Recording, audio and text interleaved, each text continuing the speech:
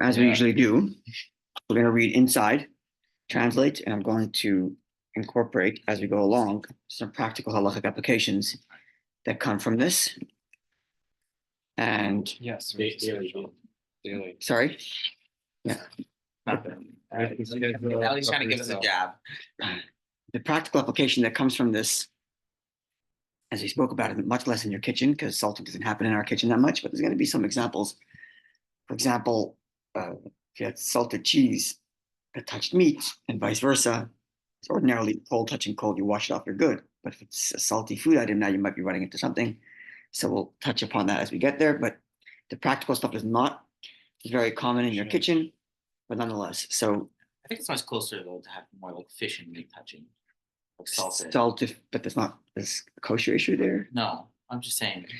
Kosher fish, not kosher fish, but I mean, that's if you end up having to bring not kosher fish into your house. It also make the fish like fleishy. It would make the fish fleishy. Maybe, yeah, that could be a point, yeah. Okay, so let's get into that. So, Sif Tes Moliach, salted food item, that isn't eaten because of how salty it is. Dinoi, the halacha is keroitach, as if it were scalding. I think that's the correct translation.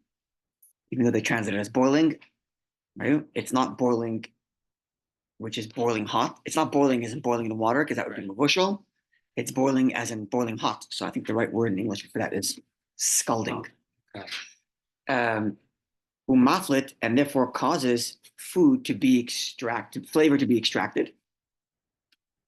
Right? It's not like bishul, which would cause food to transfer automatically back and forth, but it is maflit, it does extract. And the effect it has, and the other thing is lesser, to forbid something else, they clip up to the point of just the surface layer, which means to peel, which is very little, just take a peeler and peel off. Now, the imu shuman hagid ve kanno is much I pronounce that word, shaboy, Kromois, if the forbidden item here is the gid, the sciatic nerve, and its fat and its membranes, which themselves are forbidden. So the non-kosher is really attached to the kosher. So we're going to be a little more stringent if it's salted together. We're going to be a little more stringent. And to require in the removal of a significant removal, which we said was 2 centimeters, so it's a little more than just a peeling. Okay, before we go forward, just a few comments, and one comment in particular, which is very important.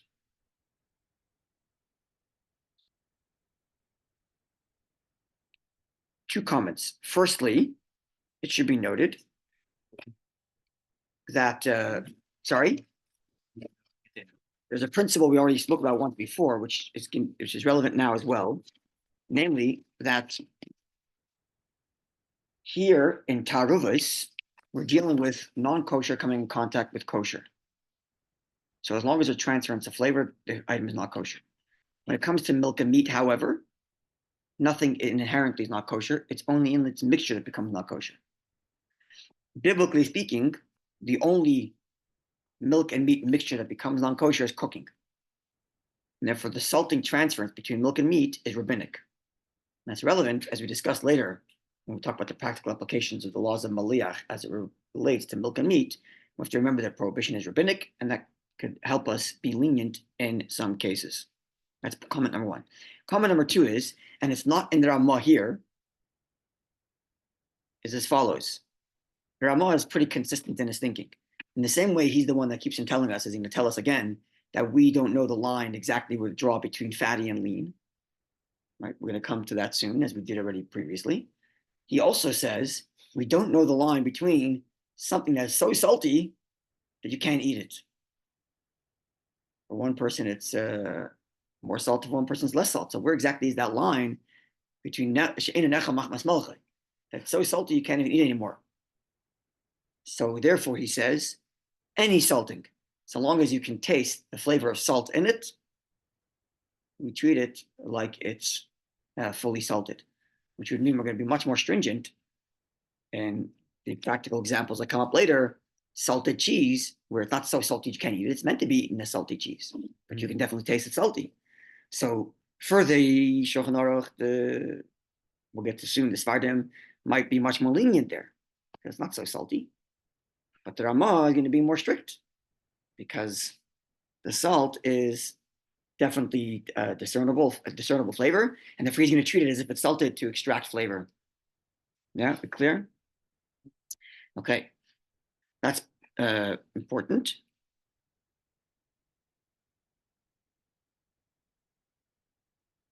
Yeah.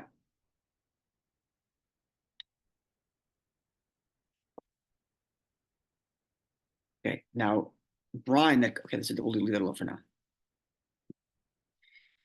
At which point during salting does it become considered scalding? At the point when the food starts to emit liquid as a result of the salt. That's the point at which it becomes scalding. Unlike cooking, which happens always right away, right? Or pickling happens either 24 hours, or if it's salty pickling, then it takes 18, 20 minutes. When it comes to the salting itself, it's as long as the food starts to extract liquid, then it's already reached that level. And it remains that way even if the salt is sitting there for a very long time until the salt is washed off. Okay, back to the text. So there is a point, there is a point of understanding when it's too salted, according to that, right? Not just any salt.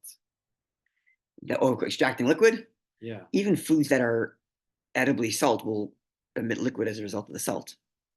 Okay. The inedibility of salt is much more than just what it takes to make food. But if it's just a little salted and it's not extracting food, then it wouldn't be considered salt. Yeah, and at that case, you wouldn't necessarily taste its saltiness. Mm-hmm. When you salt your soup, it's not salty soup; it's flavorful soup. Right. Then you put too much, now it became salty. Mm-hmm. Now it's not inedible, but it's salty. That's where the Rama would say it's considered salty, and the Shulchan Aruch said no, it's not salty because it's not so salty that you can't eat it. Mm-hmm. Yeah. Okay. Back to the text. So we had the law itself, which is that it causes extraction to the point that it forbids the next thing only to surface layer. If what's being salted here is the meat together with the sciatic nerve, then it's a little bit more kadena tila. Now, if the forbidden item here is mamish fatty, forbidden fats, there are certain fats that are in an animal that are forbidden. So now we're talking about liquids basically, because fats, once rendered, are essentially liquid. And if the salt is going to extract the flavor of the fat, or it's going to break down the fat, it's basically a liquid. Then you need to have 60 kosher against it to render it kosher. Otherwise, it would make the entirety of the next food completely kosher, not just the surface layer. Now, so that's case number 3 already. Right? Case number 1 was ordinary non-kosher salting. Second case was where he salted meat with the sciatic nerve. And then case number 3 is where the salted non-kosher item here is fat itself, which would become basically rendered as liquid, and therefore you require 60 against it. Case number 4, if the meat that is being salted with it is fatty meat, even if the fattiness is from the sciatic nerve and its membrane. And this is the question that Benjamin is asking, which the Taz in 19 makes note of. Quoting from earlier in our Sif, we already wrote before in Sif Hay that you could have non-fatty fat. Right. Fat in an animal, or in a human for that matter also, could either just be a membrane if you go to the gym every day, or it could be fatty fat if you don't go to the gym every day, right? And that would be the difference between, right? So we use the same word in English, and here he actually mentions the word shuman, but really it's chalev. Forbidden fat is chalev. Fatty food such that it's causing liquid is shuman. So if the chalev is fatty, if the chalev is shuman, then it's going to be liquid. But if the chalev is kachosh, the chalev is lean, the fat is lean, it's not going to cause liquid to flow. But if it is fatty, even with the fat of the gid hanasha, the static nerve, and its membranes. Then again, tzarich levatla also needs 60 against it. So that's case number 5, really. Okay, I think my question is on the word it. Which Like, word it? If the meat which was salted with it, With it so means the what is kosher food. the kosher food. So the meat that's non-kosher that was salted with the kosher meat is fatty. Then we're going to treat it like chalev. We're going to treat it like non-kosher fat, which produces liquid and thus transfers all the way through. And we require 60 in the kosher meat against the non-kosher meat. Mhm. Yeah, well, against the absorption, let's say. Right. In addition to 60 times the amount, you also little mokim shnaga. Mokim, you need to remove a significant removable amount, which was 2 centimeters from the point of contact. It's basically all the same laws of grilling. It's pretty much the same laws as things grilling next to each other. Right? Okay. That's the way I by Sli. Same law. Yeah? What are you gonna say? Well, is the meat which was salted with it, which was fatty, the fat of the sciatic nerve? Say it again? Like it's saying if the meat which was salted with it was fatty. Yeah, the non-kosher meat was fatty. So with it, the kosher meat. Okay, even with the fat of the sciatic nerve. Even if what makes the non-kosher fat fatty is the sciatic nerve in it. Okay. So in other words, the entire meat is not fatty. It's only this little sciatic nerve that's fatty. But that's not kosher fattiness, and therefore it spreads through. Yeah? And then you need 60 in the next piece of meat against it to make it kosher. Because now it's liquid. Yeah? Because it travels all the way through. U'LePachas klipa. And at least to peel off the point of contact if you're not taking off kedei netila. Okay. We clear so far? Okay. Okay.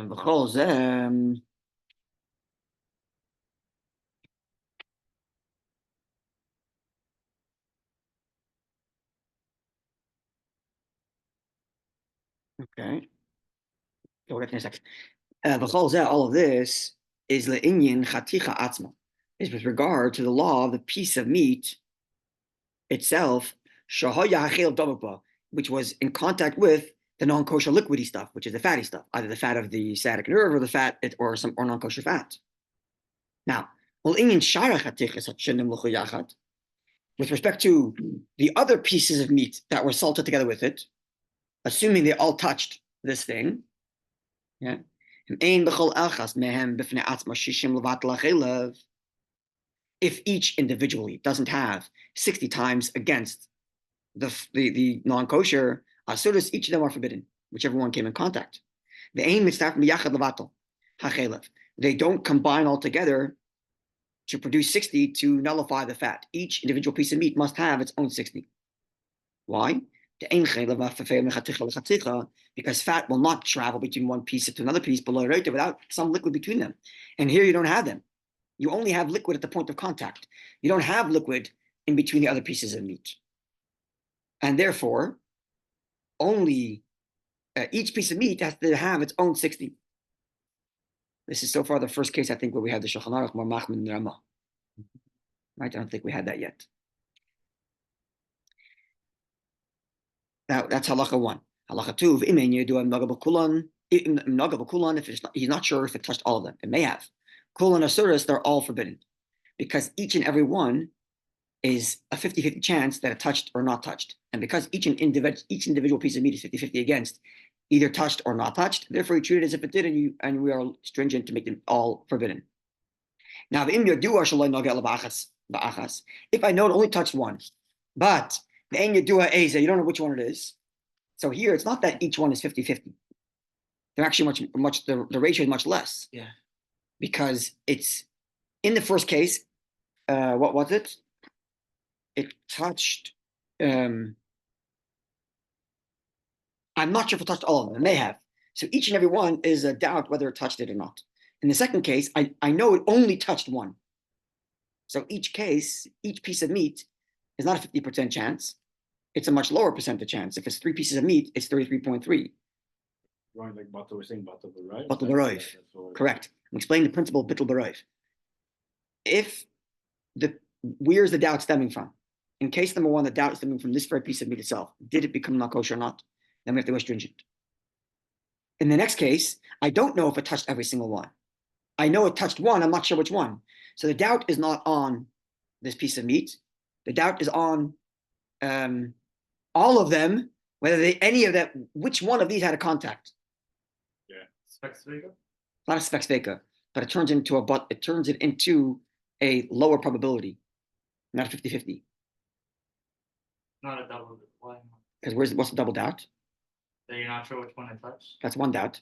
Where's your You're second doubt? doubting if it was kosher or not. There's no second doubt, but here now you have the doubt is the doubt of whether it was in contact is in the same doubt as whether the other ones were also contact. Not an individualized doubt for it itself. Was it contact? Did it have contact? In the first case, I'm not sure if it touched every one. So each and every one has its own individual doubt. Did it come in contact? In the second case, I know it only touched one. So the doubt of each piece of meat is relative to the doubt of every other piece of meat as well. Correct? It's one doubt. It's one doubt, but you have a bittul b'roiv.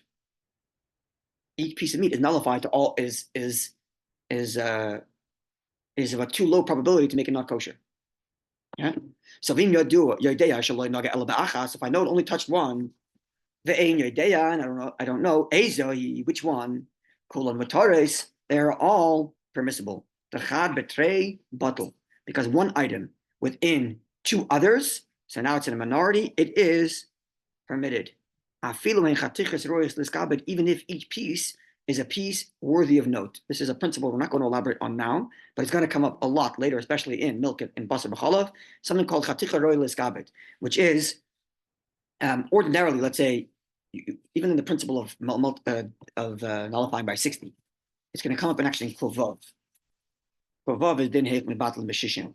So you have a piece of milk, a little drop of milk that falls into the soup. You can't identify where that milk is. That's when you say it's nullified. But if you have, let's say, a piece of meat that falls into a piece of kosher meat, a piece of non-kosher meat that falls into a stew of kosher meat, even if it's 60 ratio, if it's not nullified, if that piece of meat is worthy of honor, royal iskabed, it's worthy of giving its own due. So it's not considered nullified because it's of a precious nature. But in this case, where there's a doubt whether something was touched, and now it's a nullified between one to the ratio of at least two more possibilities of which one was touched, it's nullified. So the possibility that this was touched is only relative to the ratio of every other piece and whether it was touched also, because it was only touched one out of 3, or out of 2 pieces of meat, or out of 5 pieces of meat, or out of 10 pieces of meat. Clear? This idea of chad betray, of 1 and 2 is nullified, is very practical in another area, which I don't know if it's going to come up, probably will actually, which is, and it happens quite often actually. This ladle, this spoon that I used that was a milchik spoon that I ended up using for a fleshik spoon. Let's just say it's such a case where it actually does become not kosher, which again, as we're learning, is very rare. Let's just imagine it did. And the cleaning lady put it back in the drawer. I don't know which spoon it is. Silent about the concept. So from this concept, you say it's nullified. I know one of them is not kosher. I'm not sure which one. Just like the pieces of meat. I know one of these pieces of meat are not kosher because I know one of them came in contact with the fat. I don't know which one. 1 into 2, nullified. Same those spoons. And you can use all those spoons. Halach allows you to use all those spoons, even though one of them. So imagine this. You set a table with all the spoons. Well, someone's definitely using a spoon that was no problem. Allah says it's okay, it's butter. Just like these pieces of meat could all be eaten. It's a beautiful principle. It's the halacha that makes something forbidden. If the halacha says it's okay, done. Mm-hmm. Okay. Okay, that's the Shulchan Aruch. Let's go to the Ramah. There are those that say the Chol Molicha ain't no iser zakadei klipa. The Ramah throws in this opinion that he doesn't follow, as we'll see in a minute. The opinion here is there's a opinion that any salting, even if it's completely fatty, will only transfer surface layer. That's this opinion. Mm-hmm. We're not ruling like this opinion, as we're going to see in 1 minute, right? But the Ramah mentions this opinion, and we're going to see that this opinion is going to become relevant when we want to be lenient. When you have, and this is going to become a theme of compounded reasons to be lenient. So if you have a scenario in front of you, and only one opinion says it's not kosher, or one opinion says it's kosher, then you're not going to say it's kosher because only one opinion says it's kosher. But if there are three different concerns here, and in each of these concerns, there's an opinion which says it's not kosher. There's an opinion that says it is kosher. So you can combine all those three concerns, each of which have another opinion that says it's kosher, and say it's kosher. Because in each of the problems that are presented, there is an opinion which is kosher, even though we may not follow that opinion ordinarily. You follow what I'm saying? Right? Wow. It's compounded reasons to make something kosher. That work also with monetary loss. One reason on monetary depending. Usually, it's mostly an Isser Heter.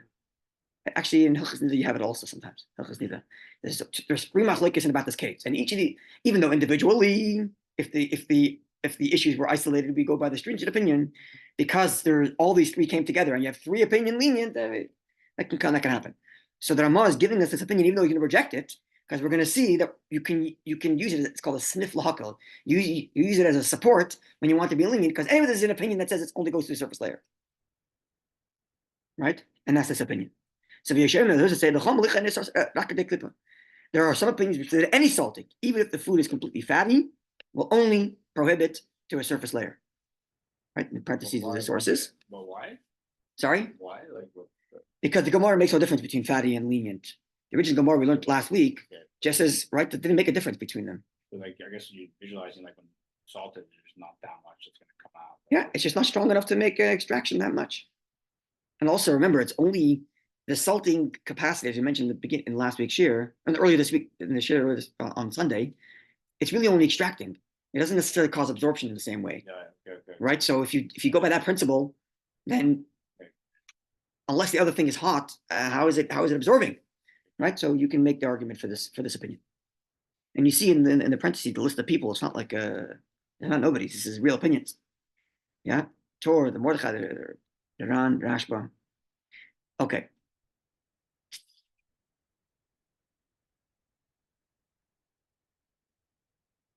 Yeah.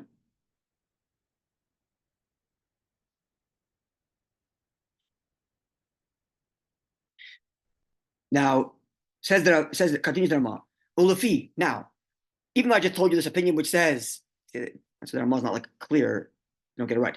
Even though I just told you the opinion which says that any salting, even fatty, only goes surface layer, but we are not going by that opinion. We're going with the Shulchan Aruch's opinion, which says that fatty salted meat will do full extraction and absorption into the next piece, and therefore, because we have determined that we don't know the line between differentiating between fatty and lean, therefore, we treat all salting to measure it by 60, just like cooking. Now, look at the word he uses here. He didn't say paskinon, he said noyagin. It's our custom, which is why he's going to say when you have a monetary loss, reject the custom, go to the law. Because by the halacha is that, first of all, there's an opinion which says any salting only goes to surface layer. A. B, even if you follow the view which says fatty transfers fully, it's only fatty that transfers fully. So which means like this, when you're looking at an extremely lean piece of meat, right, you have two reasons to go surface layer. A, there's an opinion which says any salting is surface layer. B, even the opinion which says that there's a possibility of full absorption that's only when it's fatty, and this is lean. So when you're looking at a piece of meat and going and saying that a lean piece of meat doesn't transfer, that when you're saying that a salted piece of lean meat transfers completely to the next piece of meat, you're overriding two reasons to be lenient. You follow that? Yeah. Like it's fake. It's like exactly. There's two reasons to be lenient here. A, there's an opinion which says even if for fatty, it would only go surface layer. B, even if you take the opinion that says fatty goes completely, this is lean. And therefore, it's only noyagin. It's our custom to be stringent and treat it like it's fully fat, to treat it like it's cooking. Right? It's noyagin. Yeah. Mm-hmm. This is very, very relevant when you want to be lenient, to know that there's layers of reasons to be lenient. And therefore, after parentheses, the imika samach. Now here comes another leniency from the Ramah. This is our first time where we're finding a leniency. Yeah, are we clear on what the Ramah is doing here? Yes? Mm-hmm. Okay. Now, the imika samach bein hakol b'yachad, if you have 60 between all of them, against not the fat itself, against all the fat that's in the meat, sorry, all the meat All the meat is there. that has fat attached to it. I call sure that everything is permitted. Except for the piece of meat that has the non-kosher fat on it. And therefore, okay, well, let's get that in a second. So the Ramah did two things here that go together that he's acknowledging in a minute is going to be both a leniency and a stringency. So what he did was like this. Number one, he said, the piece of meat that has the non-kosher fat in it, it itself, the entire piece of meat is not non-kosher. This is the principle of Hanan, right? Principle we had before. This piece of meat itself becomes non-kosher. So this piece of meat that has non-kosher fat in it, the entire piece of meat is treated as non-kosher. And therefore, when you measure 60 to the ratio of non-kosher, it's got to be 60 to the ratio of the entire piece of meat, not just to the fat in it. That's the stringency here. The leniency, however, is that he's combining all the other stuff in the stew or in the salting mixture, meat, vegetables, whatever else you have in there, to measure 60 against the original thing. Okay, as opposed to the Shulchan Aruch, which said each individual piece of meat requires its own 60 against the fat that's in the meat, not the meat itself. Are we clear on this? Double dispute? We're talking about dry. Okay. No, I call this stew. Sorry, in the salted pot. Yeah, not a stew. I shouldn't say that. That's right. Miyo, however, any piece of meat that came in contact with the actual non-kosher, and even though it's part of the 60 to nullify, you have to peel off a surface layer because it came in contact. And again, same principle as the Shulchan Aruch. If you don't know which one touched, hakol shari, they're all permitted. Now, if you don't have 60 against, even if you don't have 60 in the entirety of the batch against the piece of meat, hakol aser, all is forbidden, even when the meat is lean. Don't change the custom, even though that's only a custom. Against the whole piece of meat. Everything else, that's right. And don't change. So it's a massive stringency here, this thing, because it's a lean piece of meat, right? And you're requiring 60 against the whole piece of meat, not just the non-kosher in it. It's a huge stringency. But he's saying don't change the custom. Now, even though, conversely, so here, this is a stringency. But when it's flipped around and the piece of meat is fatty, I'm not giving you a leniency. Even though there comes out to be a leniency in if the fattiness is liquidy and fatty and it's going all over the place, so I'm giving you leniency that you can combine everything to make it 60 against it. So when it was lean, I'm going massively stringent. A lean piece of meat, you have to have 60 against the whole piece of meat, even though there's only a little bit of non-kosher fat in there. But that's going to turn out to be a leniency when it is an actual fatty piece of meat and there's liquid and there's flavor moving all over the place. I'm going to allow you to use 60% of everything against it, not like the Shulchan Aruch told you each piece of meat has to have 60 against it. Yeah? Clear? So why am I going with this leniency if I'm trying to be stringent the whole time? Nevertheless, you can combine the original factors. In this case, we can rely on the fact, on those lenient opinions, which I mentioned at the beginning, that are either Allah mentioned at the beginning, and those opinions are that anyway, even if it were fatty, you'd only forbid it to the surface layer. So you see how he's taking the opinion that he rejected and combining it to be lenient in his stringency. His stringency is you have 60 against the piece of meat itself. That's his leniency, right? Yeah. That leniency only is a leniency when the meat is fatty. Now, the reason why I'm allowing you to lose that leniency is because there's an opinion, which by the way we rejected, that says any salting only goes to the surface layer. Clear? Clear on that? So he's combining it. This is where you see this. You take a rejected opinion, but you combine it to be lenient in cases where the stringency itself was a minhag. Right? There was a minhag. It was only accustomed to be stringent to nullify against the whole piece of meat when it's lean. Right? What does adarabi mean? Sorry? Adarabi? Which word? Gavna, adarabi, hakilin. Second last word line. I don't know. It doesn't have the same. Show me which word? According to the Where? opinions, according to the opinion that are In this situation. V'chi hai gavna, like in this situation, ad divrei on the words, hamakilim of the lean ones. Yeah. V'sfirlu, whatever they're of the view, then any salting only goes surface layer anyway. And I'm doing this so that we keep the law consistent. I am always consistent, says the Rama, and we don't know the difference between lean and fatty. So therefore, I'm going to tell you, I don't know the difference between lean and fatty, whether it's to make you stringent or to make it lenient. And in this case here, I'm making it stringent when it's fatty, that you have to have 60 against the whole piece of meat, and I'm making it lenient. Sorry, I'm making it stringent when it's lean, that you have to have 60 against the whole piece of meat, and I'm making it lenient when it's fatty, that you have to have that it's enough to have 60 against from the whole thing. And that way, I remain consistent and tell you, you never know the difference between fatty and lean, right? How is that consistent? Because I'm being consistent that you never know the difference between fatty and lean, and therefore, whatever the law is with respect to salting is going to be a law across the board, whether it's lean or meat, lean or fatty. Even though in the case of the fatty, it's going to be a stringent, a leniency. And usually, the reason why I tell you not know the difference between lean and fatty is to be strict. That you should treat a lean piece of meat just like a fatty one. In this case, it turns into a leniency. Turn the fatty piece of meat just like it was lean. And you can have 60 from the whole pot. But you're saying we turn a lean one into like it's fatty? Do you turn a lean one to fatty? You do that also because if you only have one, you end up doing that also because if you had one kosher piece of meat and one non-kosher piece of meat salted together and it's lean, then I'm always going to say the entire thing is not kosher.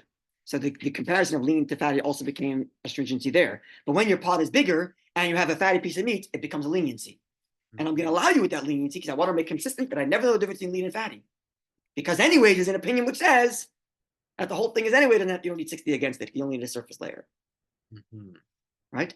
So in order to be consistent that you never know the difference between lean and fat, he's taking the opinion of the leniency that says that you never need 60 by salting and applying it to that one case that becomes lenient in the consistently never knowing difference between fatty and lean. Is that clear? Yeah? It's fatty, it emits and absorbs, so therefore it takes in everything.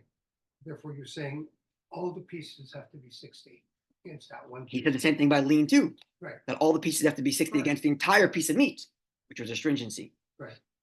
Right? And it's a stringency because it's lean, which halachically speaking, lean doesn't transfer in salty.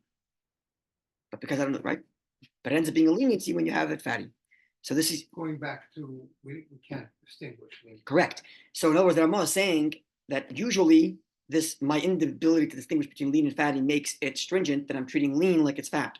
In this one particular case, the fat is going to be treated like it's lean and allow you to have 60 against from the whole thing. But in that way, it's going to remain consistent. Even though treating it the same as lean is a leniency. I don't see how you're really treating it as fat. Like you're treating it like it's fatty because it's spreading out throughout the whole thing. So Right. you need 60 against the whole thing. Right, but each individual piece of meat is not mixing with each other. Right. And yet you're combining all of their ratios to nullify each individual piece of meat, which is why the Machaber rejected this whole thing of combining all the pieces of meat. Because the other pieces of meat are not mixing with each other. Yeah. It's only the liquid mixing with it.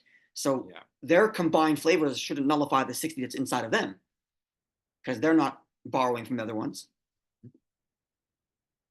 So if it's lean, right? Meat A kosher, meat B kosher, meat 3 kosher are not sharing flavors. It's only C non-kosher that's putting into A, B, and C. And yet he's allowing you to combine the flavors of A, B, and C against C, against D non-kosher, whatever. Right, so that's the leniency here. But by doing so, he remained consistent that fatty and lean are always treated the same. like the rule, it should be the same for fatty and lean then. Exactly, even though it They would be are. lenient in this case. Okay. That's his chiddush here, yeah. I see. Okay, clear? Like maybe there's a small difference in that if if it's fatty, then it's against everything versus if it's lean, then it's against the piece. Sure, the Ramah didn't do that. No? You could have Okay. made such an argument, but the Ramah does not do that. Okay, I thought that's what you said. He did. No, he doesn't do that. Okay. Lean and fatty is always going to be the same. Okay. Yeah, clear? Yeah. Okay, now final halacha. All of this, this is only true of types of foods that are capable of having any liquid. Could go in chelev, oitzir, like fat or brine, and the like, and things like it. Aval, but prohibited stuff that have no liquidy whatsoever, could go in chametz pesach, like chametz on Pesach, No fat. has no liquidy capacity, has no fatty liquidy capacity.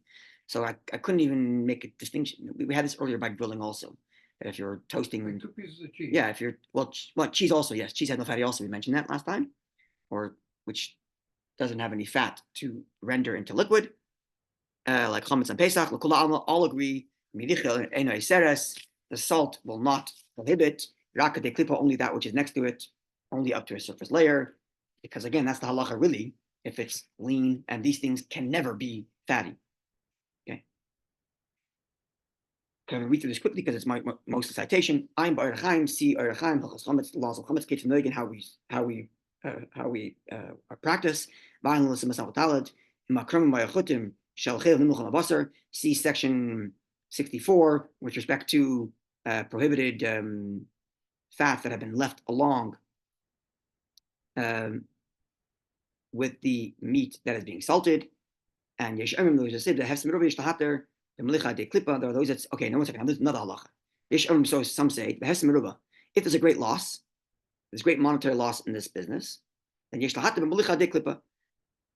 Then you can rely on the original opinion, which said that any salting is only prohibited up to a surface layer, even though we've already established the custom is to treat any salting at a 60 ratio. Even by, we've established to be stringent, even by lean stuff to go 60 ratio.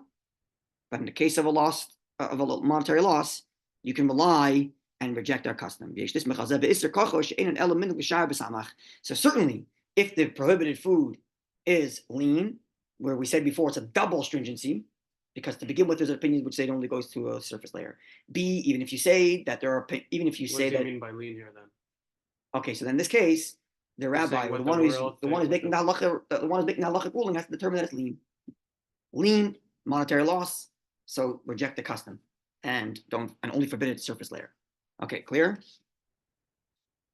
Clear? Is there a difference between klippa and klippa ma'at? Those two Yeah, I was different. thinking that. Where do we have mat? Just had Here it. you have klippa and here you have klippa ma'at. Oh, you have the Shulchan Aruch, so it's an interesting thing. I didn't know that. Now that you're saying it, now I remember. In In the Ramah. the Rama. With the Mosik. 4 lines from the top over here.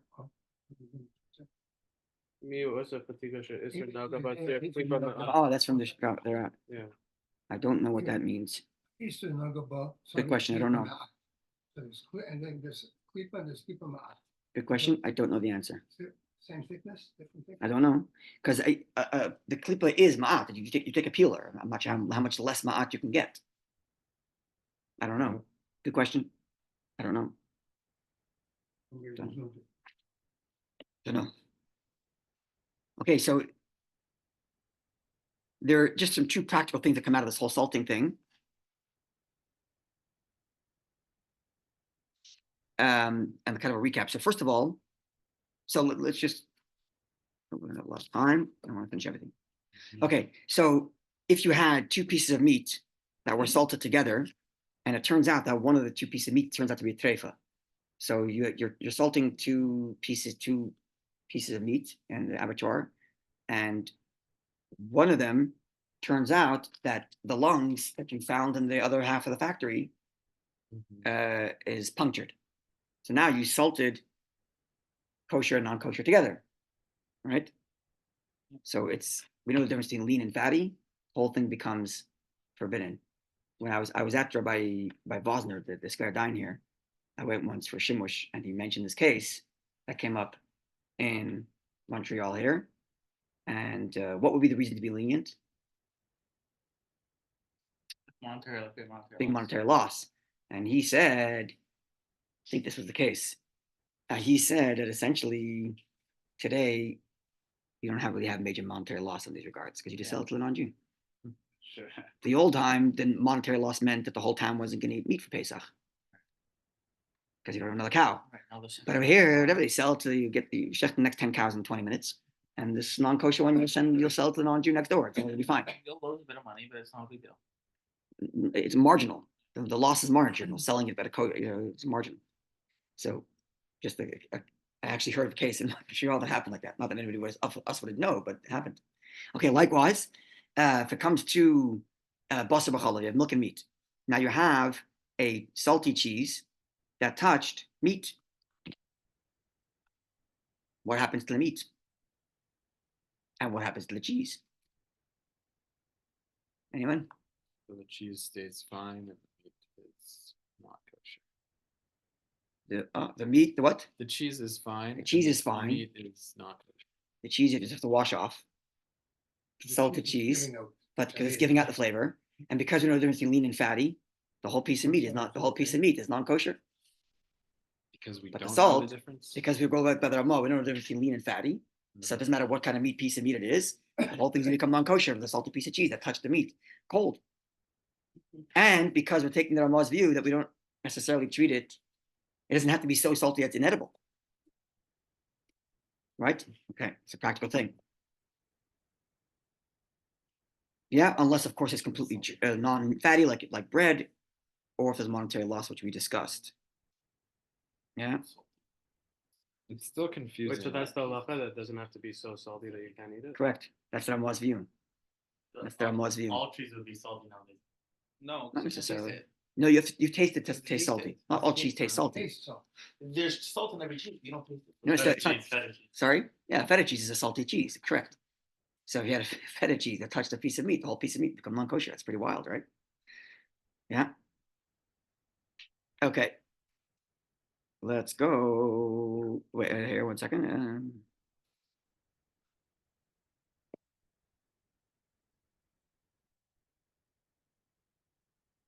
Yeah, so similarly, yeah, if you have right, this is the case we had already. You had a piece of meat, non-kosher meat that's fatty, salting touching one. Now all this, so piece A is non-kosher, touching piece B. Now C, D, E are all kosher, but they're not touching A, which is non-kosher. They're just touching B, which is touching C, which is touching D, and so on.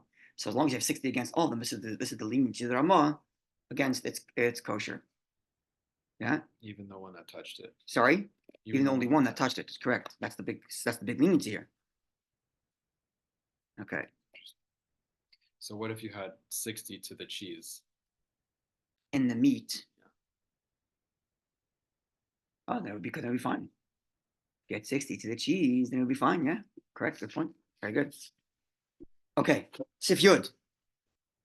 The Medva Mamurim, when is all this true? Only when both the prohibited and the forbidden are both salted. Now, if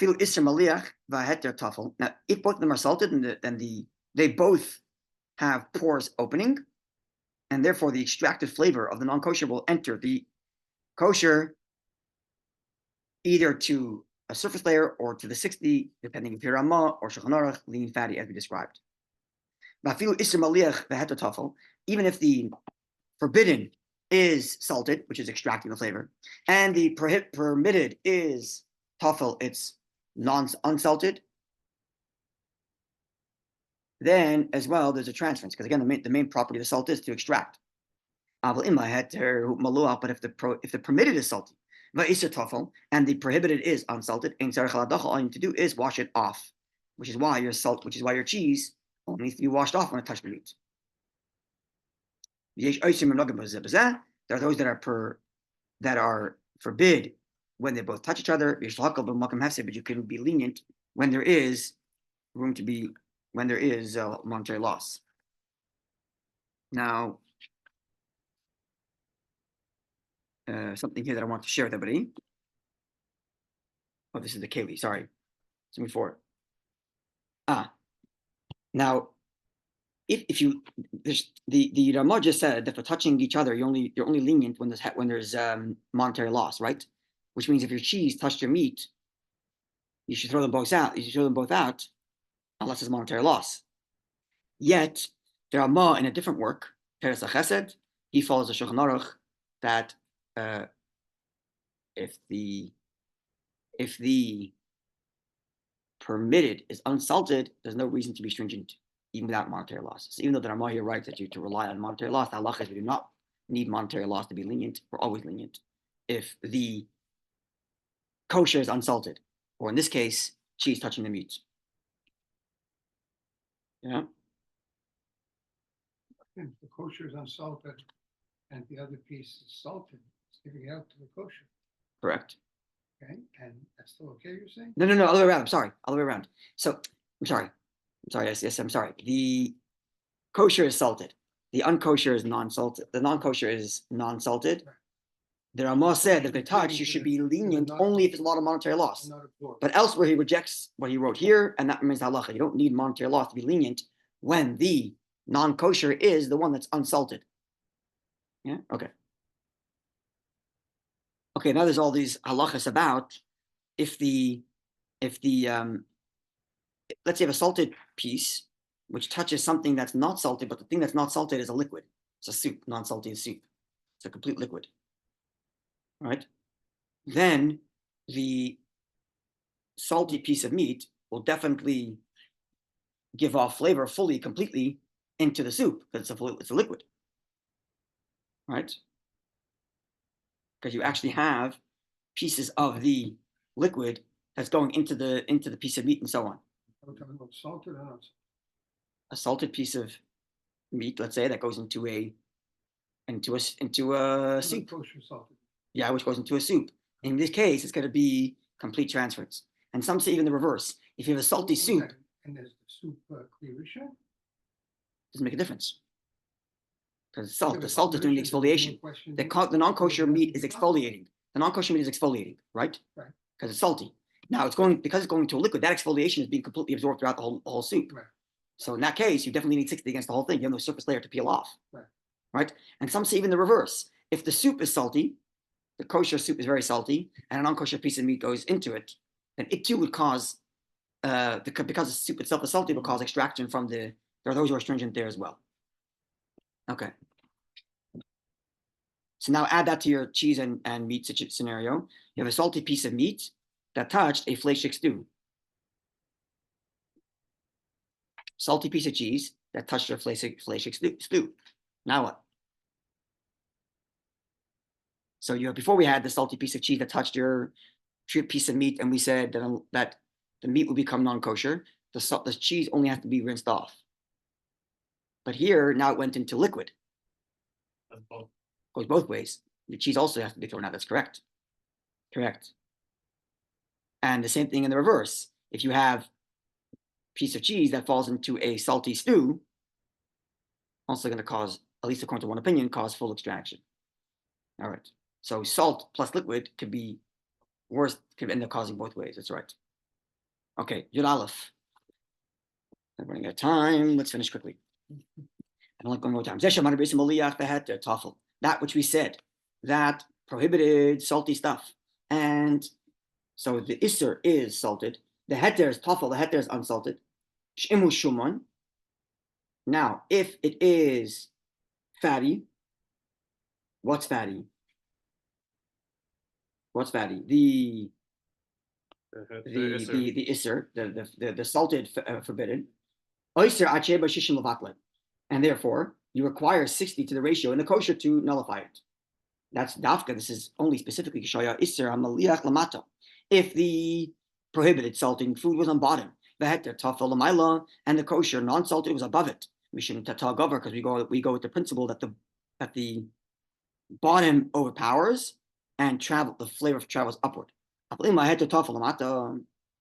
if the kosher unsalted is on bottom, and the non-kosher salted is on top, and the clip, it only causes a surface layer, even though it is salty. Now, when we spoke about this on Sunday, someone mentioned correctly that it seems like the issue of bottom overpowering is an issue of heat rises. And with the issue of salt, it shouldn't make a difference. If anything, you can argue the other way around. That if salt is extracting food, it flows downward, right? Which is a good point. And therefore says that Ramah, those disagree and say the Moliach, when it comes to salting, in chiluk no difference if it's above or below. And this is our custom.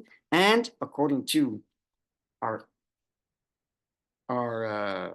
sefer here, even the Svarda halachic authorities agree with the Ramah in this case.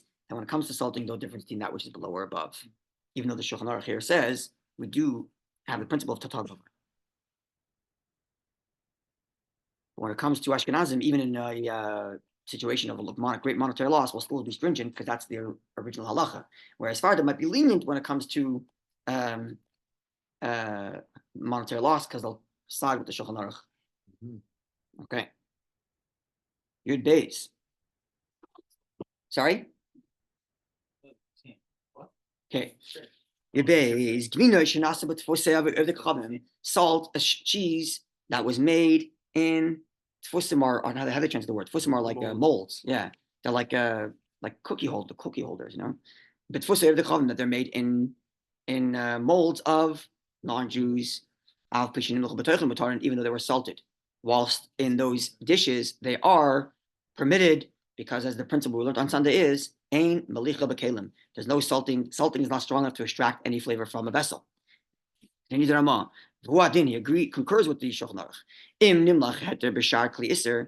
If something permitted was salted in a non-kosher vessel, totally kosher. Even if the vessels are not don't have any holes, meaning that will allow the flavor to flow out, and the flavor is just sitting at the bottom of the vessel, unless it's not enough to make the non-kosher flavor of the vessel be extracted. What does minukav mean? Holes. Like an Hole. actual hole? Yeah, Like actual big holes, literal holes, like a sifter. Okay. So we're going to learn when we get to Molicha that you have to have holes to let the blood flow out. The ein Moliach kereteach, salting is not like scalding, called kach to the point, lahaflet menakli, to make a vessel extract, which ordinarily that which is absorbed in the vessel is not going to be extracted by salt. But with the eved, but it's only post factum. But in the first instance, usher, one should not do that. One shouldn't, to begin with, put cheese in a non-kosher vessel and salt it, or any other food. Yeah. Right. The reason is as explained, because salt extracts, and over here it's not. It's too hard to extract from the salt. But nonetheless, you should be stringent because it just doesn't look good. It's not appropriate. That's what one opinion. Another opinion is because there's a minority opinion which says that salt does apply to vessels.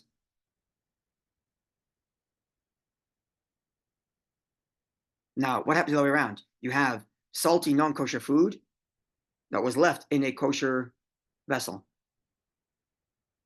What now?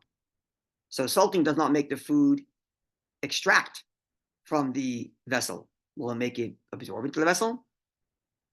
So the same way, food extracted by salt makes the next piece of food non-kosher to the surface layer. The same thing's true of the vessel. And the vessel absorbs at least the surface layer, and therefore you'd have to do agolo. You'd have to kosherize that vessel. It absorbed non-kosher food via salting, and therefore, But then once it's in it, you can put salt in it. Like if there was salt inside the vessel. which way? Like now the vessel is not kosher because it absorbed this thing from salt. Yeah. So then if you put salt in there, it doesn't extract afterwards. Correct. Yeah. Yeah, but the pot's not kosher now. Okay, so, yeah. Little piece of salty cheese falls in your pot. So let's see what happens now. So it comes out as like this, that it's forbidden to put salted piece of cheese into a meat pot. You can't put salted cheese into a meat pot, right? Or to use a fleishik fork and stab your feta cheese, because the feta cheese is salty. And it'll cause the flavor to go into your thing. Right? Now the cheese may not become forbidden because there's no flavor coming out of the fork into the cheese, but that fork now has to go through Hagala, has to go through kosherizing, even though the cheese is totally cold. And if it's And not the pot. if it's not salty, you could put it in. If it's not salty, you shouldn't put it in. If you did, nothing. You have to rinse it off. It's cold. You could technically pour milk inside your meat pan. No, that's not. You shouldn't pour it in, but like people call all the time, oh my gosh, I had a glass of milk in my fleisha cup. Okay, go to the bathroom, rinse it out there. It's all good, right? Because you just rinse it out in the bathroom sinks. You don't get milk into or meat into one of your sinks, and then you're good to go. And wash it in cold water so it doesn't cause any absorption. Use some soap so it kills the flavor, and you're good. Okay, let's quickly learn Gimel and Dalet. Gimel and Dalet are going to come up in other Simanim, are going to come up in other sections of the Shulchan Aruch, so they're not so relevant right now, but we're just going to read through them, and that will close our share tonight. We're pretty much on time, which is pretty good. Gimel. Melach haytavlin shebekayda shel basar. Salt or spices that are in a fleshik, a meat dish. You can take those spices and pour it directly onto your cheese, no problem. The same thing is true if salt was in a non-kosher vessel. Because it's dry at the Shulchan Aruch, which is why, at the Ramah, which is the issue of the steam, your salt shaker that absorbs steam, now it's no longer dry. But if it's dry, the salt is not going to absorb anything from that vessel. The vessel should be clean. Then it's a double point. You don't have any actual pieces of non-kosher, because in which case you're sprinkling non-kosher on your food. And someone who wants to be stringent in the first instance, good for him. There are those who reject that last line and says no reason to be machmer whatsoever, and to have separate salt, separate salt bowls. I'm not to say salt shakers, because again, the steam issue, but salt bowls certainly. There are those who reject this. I think even was it Taz? I think it was a Taz. Is there a footnote on the side of the Taz that says that he rejects it? No? No. Where did I see it? Maybe I saw it in the other sefer. Anyway, okay, Yudalad. Melach hablu midam, which is again, this is going to come up in the laws of Molicha. Melach hablu midam, salt that has absorbed blood in it. Good, for example, Melichas basar, the salt that's left behind, having salted meat for kosherizing. Now that salt landed in a stew, a pot of stew. Or you put into some stew salted piece of meat without rinsing it off, right? We're going to learn in the laws of Malicha that after you salt meat, you have to wash it off. You didn't wash it off, and that piece of meat ended up in your stew. You only need 60 to the ratio of the salt, not 60 to the ratio. Sorry. Not the ratio. Yes. Salt, You, not sorry, the you. blood and salt. No, you And can meat. get away with just having 60 to the ratio of salt, even though Not salt meat. provides flavor. Yes. Because usually when something provides flavor, the whole point of nullification is that you nullify the flavor. But salt isn't, the flavor of salt not nullified. Right? You put a few sprinkles of salt into your soup, and there's a ratio of 2,000 to the little bit of salt that you just put in, but it makes your entire soup flavorful. Right? So salt and spices are never nullified by any ratio, maybe a very, very high ratio, but certainly not by 60. But in the case of salt that has absorbed blood, you could nullify it by 60 to the ratio of the salt. Why? That explains the Ramah. Even though the salt is still providing flavor for this stew, because the salt itself is not inherently forbidden. It's only forbidden because of the blood that it's absorbed. And therefore, the prohibitor,